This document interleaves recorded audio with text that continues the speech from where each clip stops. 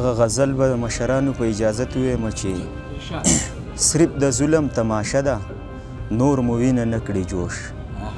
صرف د ظلم تماشه ده نور مو وینه نه کړي جوش او موږ زنده نه یو مرده یو چې په خپل حق یو خاموش مننه صرف د ظلم تماشه ده نور مو وینه نه کړي جوش او موږ زنده نه یو مرده یو چې په خپل حق یو خاموش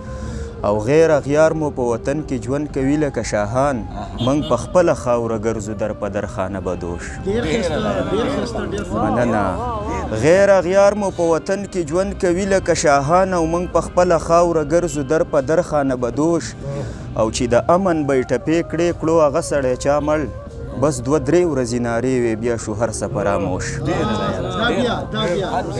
مننه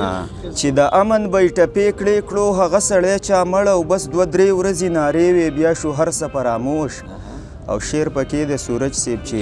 تورابان به چرته نه و اغوا کړي ګلندام تورابان به چرته نه و اغوا کړي ګلندام او که بارام شهزاده نه وی د ځوانۍ په خوب بېهوش مننه تورابان به چرته نه و اغوا کړي ګلندام او که بارام شهزاده نه وی د ځوانۍ په خوب بېهوش او سا پردی وجود د خاورې او سیلونه د اسمان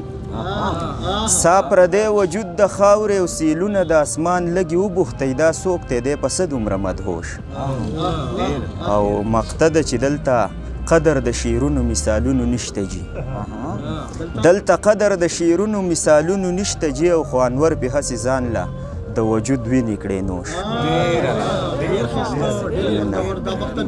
مننه دلته قدر د شعرونو مثالونو نشته جي او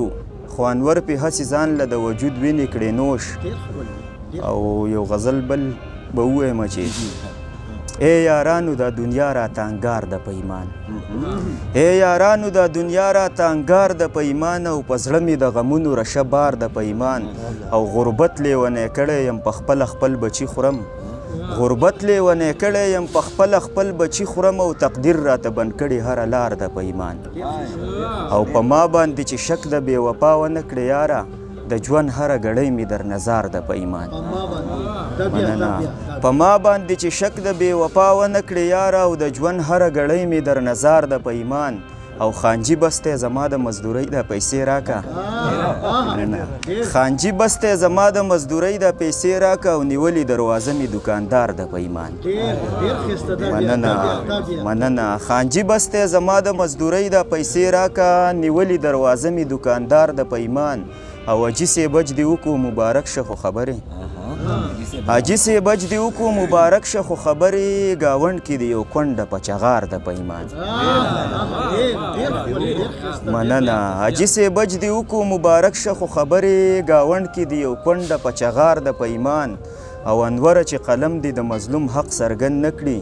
والله بیا شاعري دې بې پکار ده په ایمان مننه